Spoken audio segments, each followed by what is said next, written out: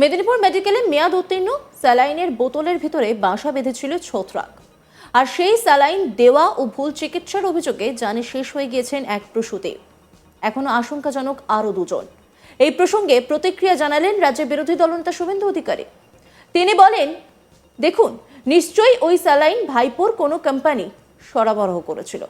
শুভেন্দু আরও বলেন, ডায়মন্ড হারবারে তো দাঁতের ডাক্তার বুক দেখছে।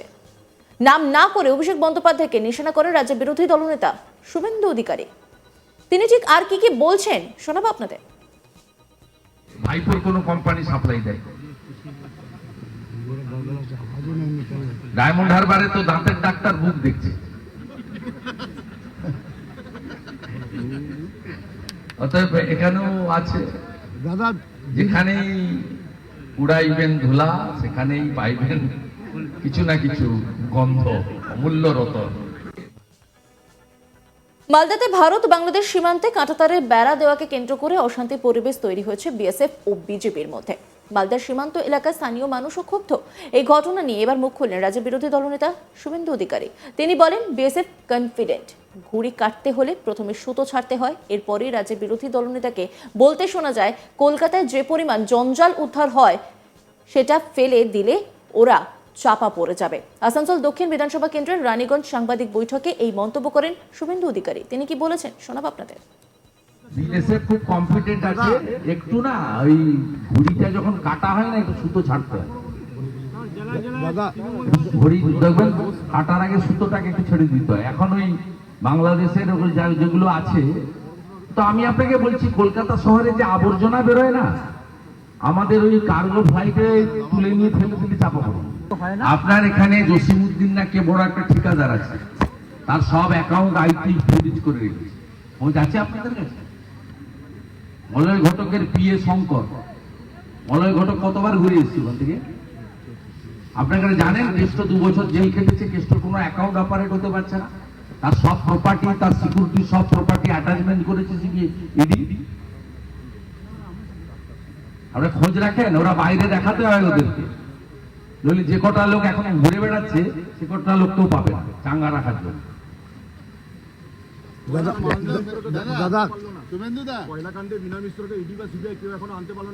না না, ও যে দেশে পালিয়েছে, মমতা ব্যানার্জির পুলিশ নেপাল হয়ে বের করে দিয়েছে।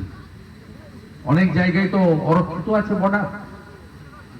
ধানুয়াদিতে যে তাদের আইন আছে, সে আইনের সুযোগটা সে নিচ্ছে, আইনের সুযোগটা সে নিচ্ছে, কিন্তু অনন্তকাল হবে না। কানাডা দেখছেন তো, মোদীজি এখন দেশের নেতা নয়, বিশ্ব নেতা। কানাডাতে দেখলেন তো ভারত বিরোধী প্রধানমন্ত্রীর হাল কি হলো। দেখলেন তো আমেরিকাতে হিন্দু শক্তি জেতালো, এবং ডোনাল্ড ট্রাম্প নিজে হিন্দু কমিউনিটির কাছে ভোট চাইলেন, ভোটের আগে।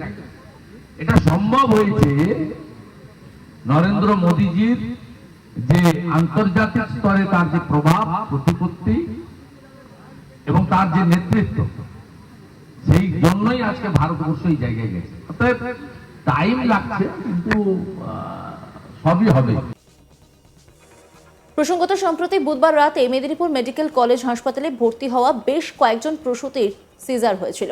এরপর হাসপাতালের মাতৃমা বিভাগে তাদের স্যালাইন দেওয়া হয়েছিল। সেই স্যালাইন দেওয়ার পর 5 রোগিনীর শারীরিক অবস্থার অবনতি হতে থাকে। পরিস্থিতি খারাপ দিকে যাচ্ছে দেখেও হাসপাতাল কর্তৃপক্ষ খুব বেশি তৎপর হয়নি বলেই অভিযোগ রোগীদের পরিবারের সদস্যদের। সব থেকে খারাপ অবস্থা তৈরি হয় কেশপুরের রাউতা থেকে আসা এক গৃহবধূর। মামনি রুইদাস নামে ওই গৃহবধূর একটি মেয়ে রয়েছে। বুধবার রাতে বাচ্চা হওয়ার পর তাকেও স্যালাইন দেওয়া হয়েছিল। এরপর থেকেই তার অবস্থা খারাপ হতে শুরু করে। ওই প্রসূতি মা বন্দনা দাস বলেন, অপারেশনের পর মেয়েকে স্যালাইন দেওয়া হতেই মেয়ের অবস্থা খারাপ হতে থাকে, চরম শ্বাসকষ্ট দেখা দেয়। বারবার আমরা নার্সকে বলতে নার্স জানায় স্যালাইনে কিছু সমস্যা রয়েছে, অপারেশন হয়েছে।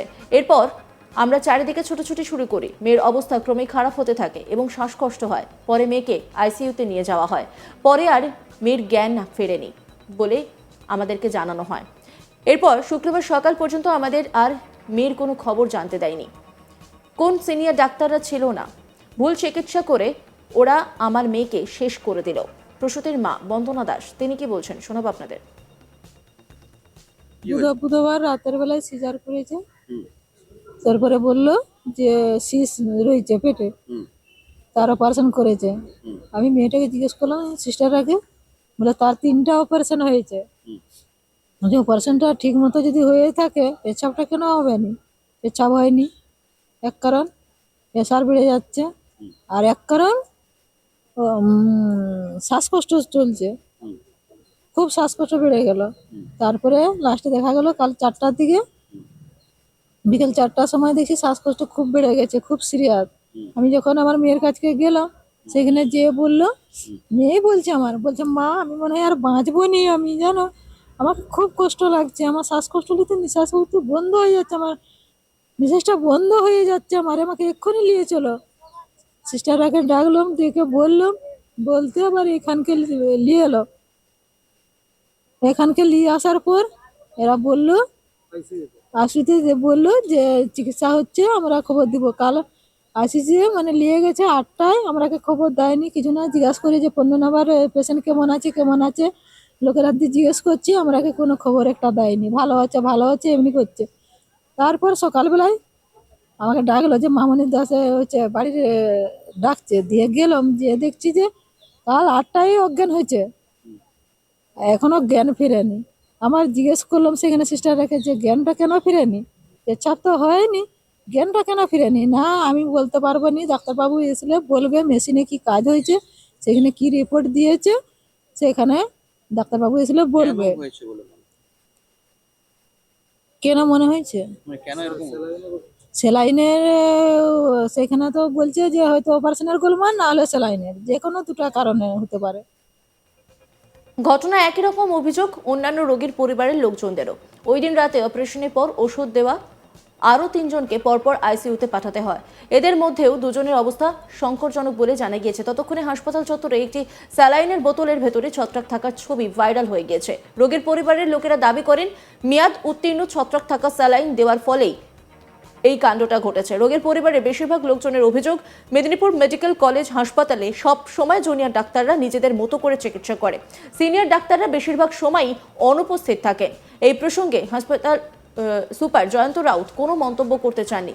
দুপুরের সময় মেদিনীপুর মেডিকেল কলেজ হাসপাতালে স্বাস্থ্যকর্তা ও ডাক্তারদের একটি জরুরি বৈঠক হয়। বৈঠকের পর জেলার মুখ্য স্বাস্থ্য আধিকারিক ডাক্তার সৌম্য শঙ্কর সারিঙ্গি জানিয়েছেন যে ঘটনা ঘটেছে সেটা খুবই দুঃখজনক। কমিটি গঠন করে ঘটনার তদন্ত শুরু হয়েছে।